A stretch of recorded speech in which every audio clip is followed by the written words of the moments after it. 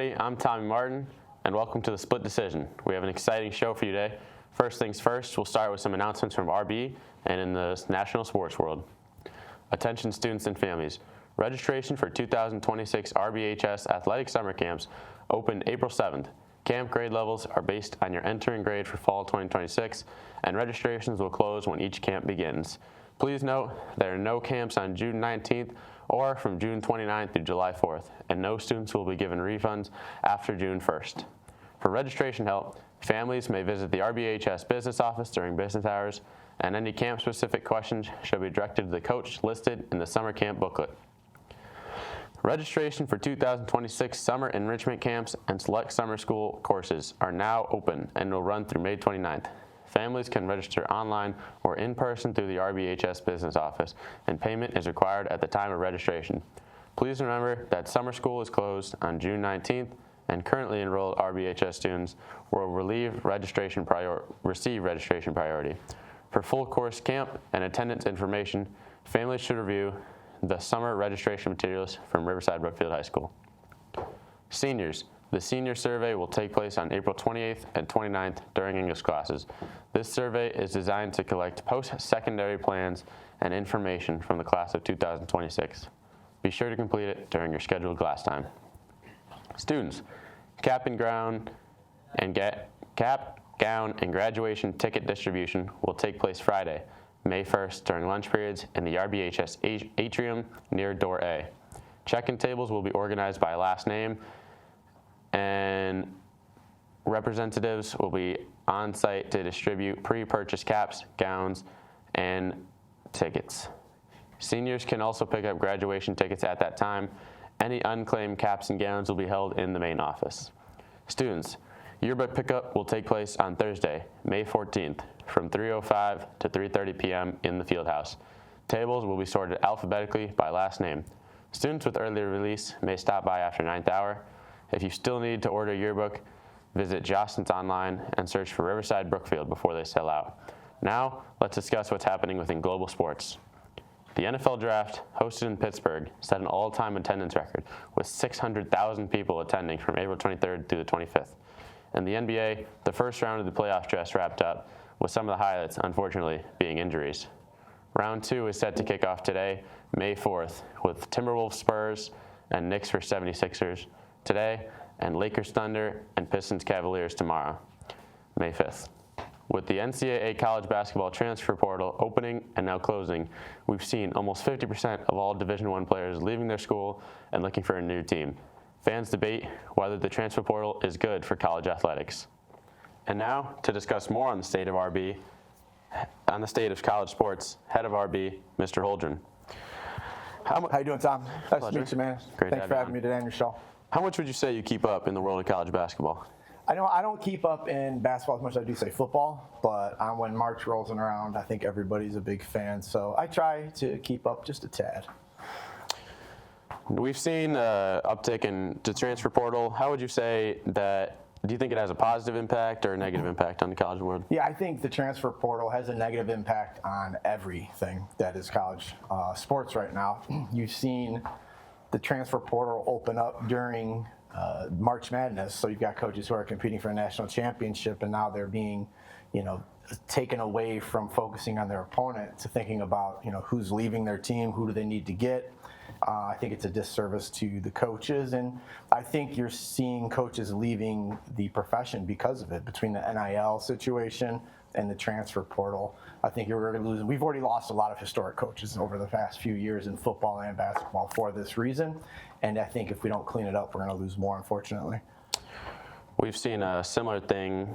Some might say it's a money grab, but we've seen the NCAA announce they're changing from the 68-team tournament to now 76 teams, with basically they're expanding the opening round from just the first 4, and they're letting just the high major teams, but they're not very good.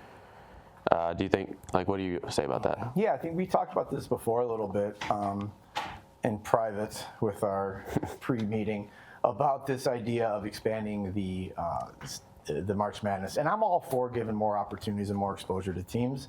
I think in the end, even if you open it up to 128, 164 teams, there are going to still be teams that are on the bubble, and then there are going to be complaints about, well, this team should have got in, and well, maybe we should open it up to, even more.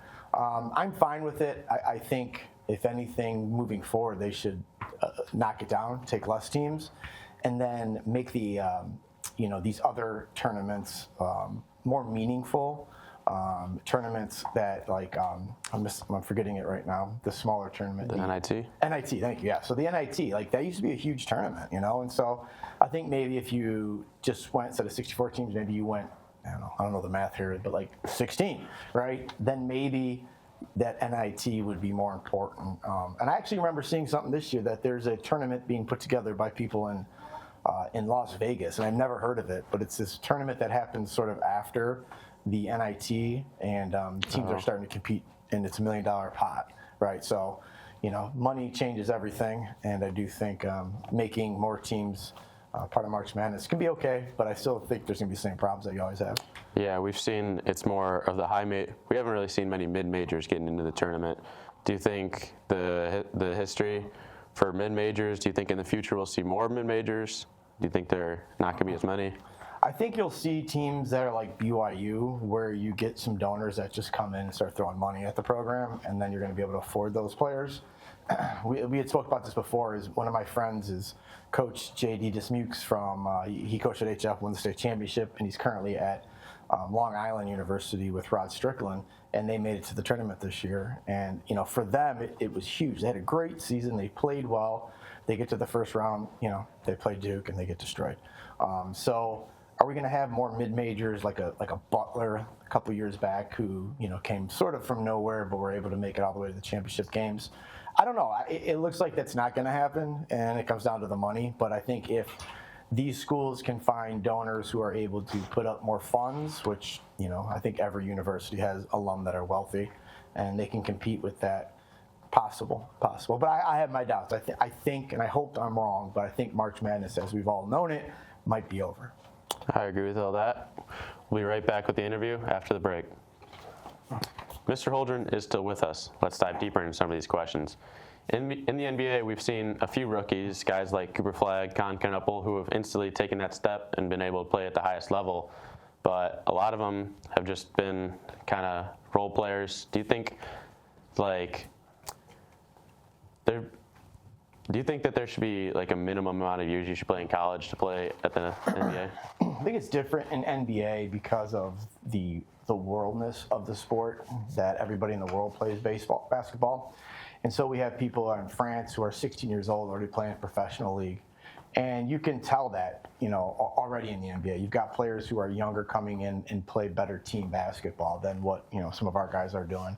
So I don't know. I mean, I want kids to go to college. I want kids to have the experience of college and, get a little taste of a degree and maybe go back and finish that degree. But at the same time, if it's going to be their profession, how are we and who are we to tell those kids that, you can't start working until you're a certain age. So, it's unique to basketball, I think, if everybody in the world agreed that, hey, you have to be 20 to play in professional, but that's not what they do in Europe. And so I think the way it's run now, it's actually a disservice to some of our USA-born players.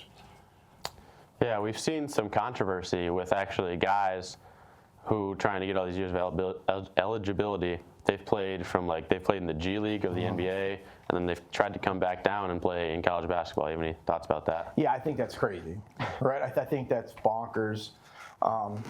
Again, I want everyone to be successful. I want those kids to shine and maybe make it a career. But if you've become a professional, that should be it. It shouldn't be eligibility. They definitely need to do something in that. Because I remember Rick Pitino was talking about it, and he was losing his mind when it was happening. And it's like you're just opening up the floodgates for people who might be 30, 40 years old to come back and say, I have eligibility left. Can I play? I only played football for 1 year. What's up, Valparaiso? I can come back. But again, you're taking opportunities away from the younger kids. I don't like it at all. Obviously, if a school's doing that, it's pretty clear as to what their ethos is for the team and the program and sports, and it's about money, making money. Yeah, would you say it hurts guys like Tom Izzo of Michigan State who love to go out and recruit young guys straight from high school Now you can just go get anybody who's 25 years old. Do you think that's going to hurt guys like Michigan State? I do. I think Tom Izzo's going to be out soon. I mean, he's talked about it. You can see his frustration even this year in the tournament, talking to him about the transfer portal, and he was losing his mind that he had to, talk to his recruiting coaches during during March Madness when he should be focusing on the player or on the opponent. And I think it's a huge problem in college basketball. I also think that we have to figure out not just the eligibility thing, but when it's with the NIL, right? So if a student's going to come to your school, if we're going to allow them to bounce and go to 4 different schools or 5 or 6 different schools in 6 years, back to our conversation about March Madness, we're never going to get a Cinderella team again, because the second somebody's good at a mid-major, at an NIU, scoring 20 points, and it happened, they're going to Kentucky, right? Mm-hmm. So you're never going to keep that core of students unless you can start signing players for, 2 years, 3 years, long-term contracts and things like that. I think that's an opportunity to fix things and get these mid-majors back in at the level where they can compete with these huge teams. Mm-hmm. Switching more to the pro level, how do you think the skill level of the NBA, how do you think it differs maybe a couple decades ago in both skill level and play style of the NBA? I think they're soft now. They're soft. It's as simple as that. And people will say that I'm being Mr. Magoo or something, but the game back in the day, and I'm old, but I was around for the Bulls run. The Bulls versus the bad boys, the Detroit Pistons. Like, Bill Laimbeer would literally knock somebody out with a fist, and they would be like, "I think that's a technical, maybe. Nah, let's not give him a flagrant." And I'm not saying it needs to be that, but the physicality when it was implemented with the arm, I can't remember what it's called, but you could no longer do this. That changed the game, and what it did is, from my perspective, is it brought the game outside, right? So now we have teams that focus on three-pointing.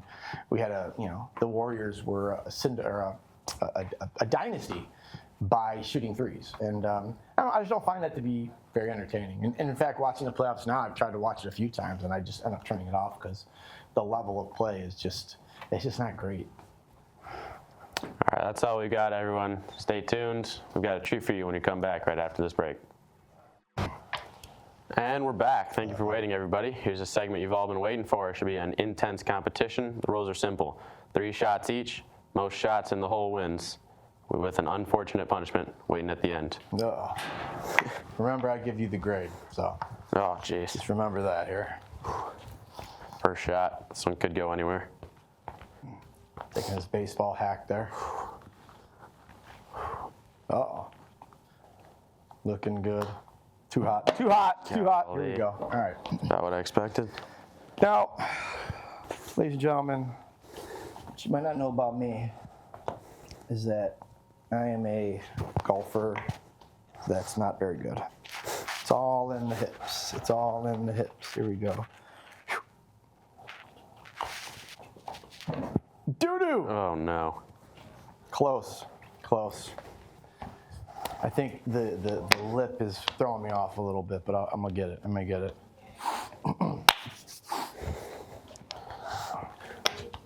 Let's see what you got. See if it is all in the hips here. It is all in the hips. Just get in the hole. Little Happy Gilmore here. That's way too bad. Golly. You are terrible. I mean, you're hitting it like it's a 100-foot putt. You just got to tap it in. Tap it in. Here we go. All right, here we go. Boom, boom.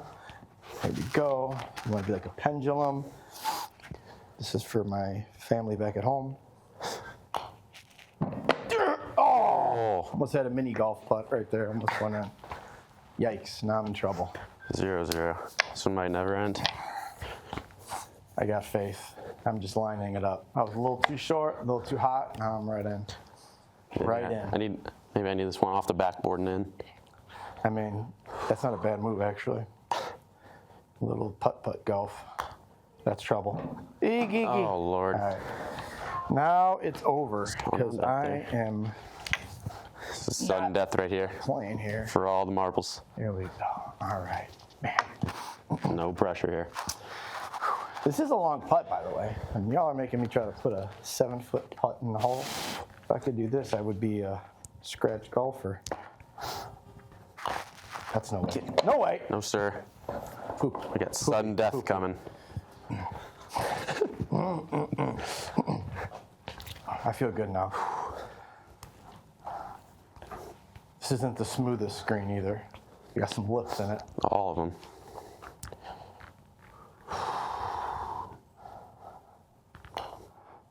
Oh my gosh. That was good. I thought that was happening there. All right, here we go. Here we go. Here we go. The two most unathletic people in the world here. Oh no, that is not good.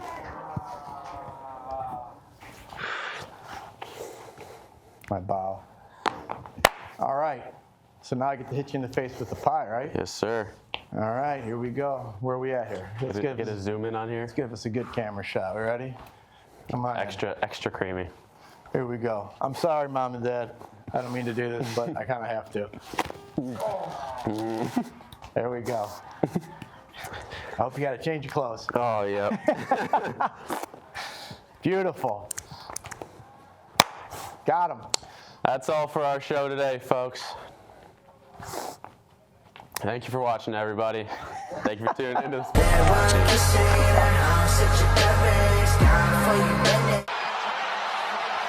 2.4 away.